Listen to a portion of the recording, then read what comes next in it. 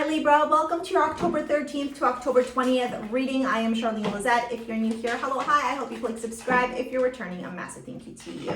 All right, let's see what's going on for you this week. We do have the Aries full moon on the 20th, which most definitely will be intense. Wow, okay, am I supposed to take all these? That's a lot here. Why'd you give me so many? 1, 2, 3, 4, 5, 6. Okay, I'm gonna take that like that. Very interesting indeed. Let me pull out the rest of the cards and then we're gonna read that. The last card you got had the Empress and Strength attached and the Six of Cups. So I don't know if some of you have kids or are wanting kids, but children may play a role in this reading. Yeah, the Page of Pentacles is there too. Full moon, yeah, something is happening this full moon for a lot of people. Definitely feels like some type of wrapping up of a cycle and also celebrating, yeah, look at that. And also celebrating any achievements or how far you've come. Libra, let's see here, patience. I accept that everything happens in divine order. Okay, so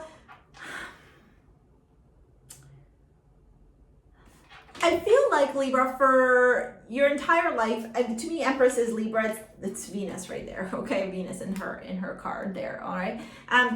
I feel like for your entire life, Libra, you've always desired and wanted the finer things in life. You're very Venetian, and that's normal. Libras are Venetian in nature. They like nice things.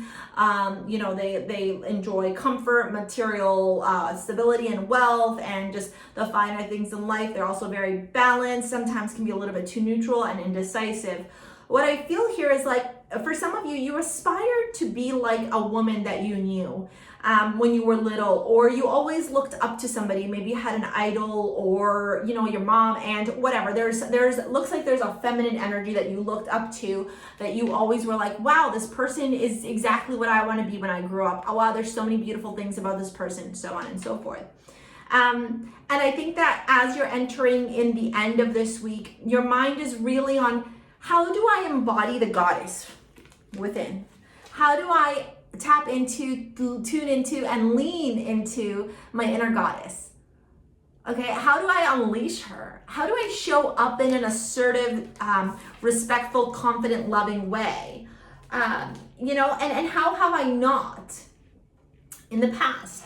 When I see patience, everything happens in divine order. I feel like you are being tested to some degree by the universe in regards to how things are moving along in your life, whether it be your finances, your romantic relationships. You got 3 pentacles here, so I am feeling like it could be more financially related. When we do the love reading afterwards, I'll see if it's something else.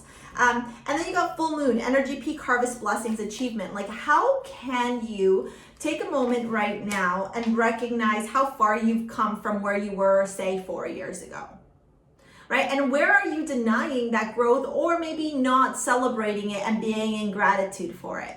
Sometimes that happens, right? We get so looped into where we're going in the future that we don't stop for a minute and go, wait a damn minute, I was over there last year and now I'm all the way over here. Wow, that's crazy. With the 7 of Wands, it feels like you're really fighting for something that's important to you, something that means something to you.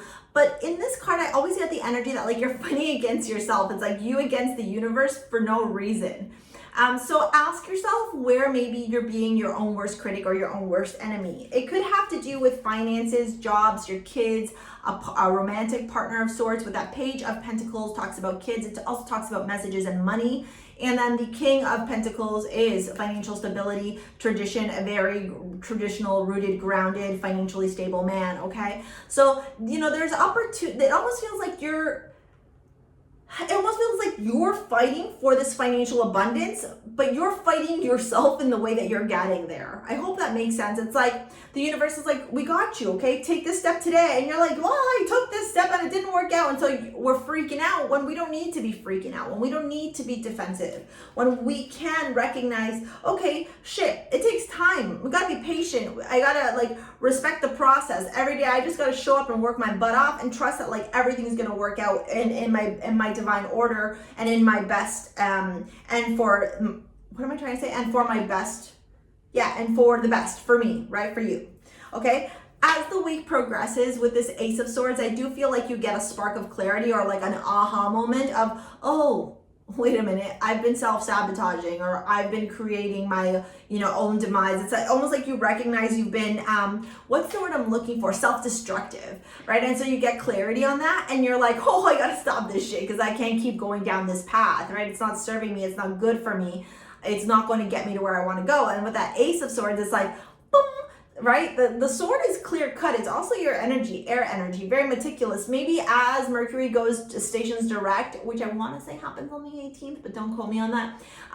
You're recognizing, wait a minute, all this stuff that was muddled, it was just in my head. Whew, no, I got to move on from that shit. And well, what do you do as you move on? You take a moment to contemplate, to self-reflect, to self-analyze, to, be in action so that you can get clarity on the direction that you need to go. And that direction that you're going towards at the end of the week is really understanding how you can network and collaborate. This is my networking card, collaborating, maybe at a work, maybe learning something, maybe at a course, a class, or just being surrounded by people. What's even crazier, honestly, is that you have the Three of Wands, or the Three of Pentacles, and then all this energy together. So I'm almost feeling like if there was that mentor or that female energy that you looked up to when you were little, you might even contact them and be like, can I like take you out for lunch, or go grab a drink, or have a phone call, come for coffee, whatever.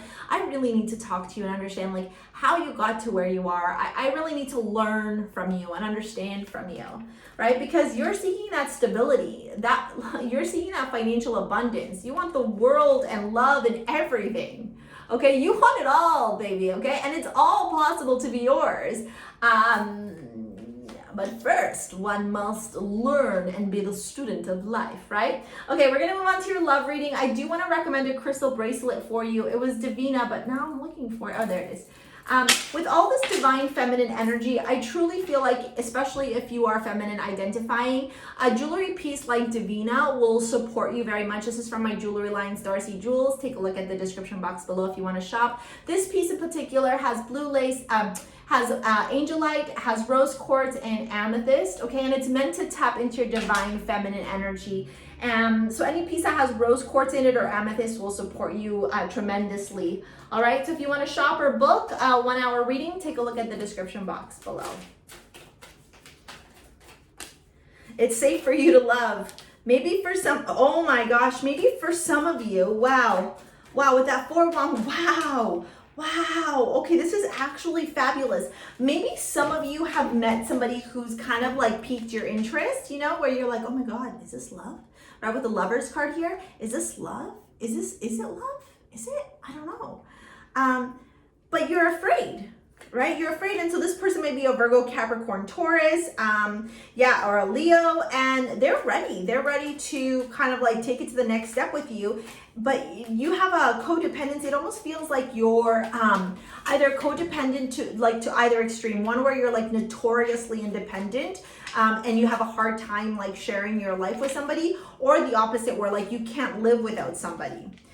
4 of Wands, yeah, wow, the 4 of Wands, dude, oh my gosh, 9 of Cups, yeah, maybe like it's like lust, right, where you rush into things and you're like, I don't want to rush in with this guy, I don't want to screw it up, or girl, or whatever, right?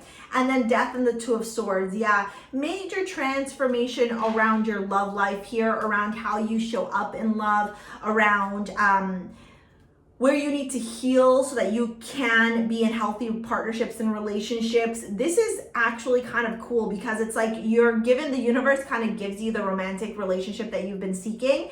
At the same time, you have to now learn how to get over some of this codependency and also heal through some of this stuff so that you can have a healthy relationship with them, and like maybe not even rush into either, right, with that patience card showing up. All right, okay, Libra, if you want to book a live 1 hour or shop over at STARSEA Jewels, take a look at the description box below. Thank you so much for all your support, your likes, your comments, your shares, your subscribes. I'm so immensely grateful for you. We'll see you in the next video. See you later, alligator. Peace out. Bye.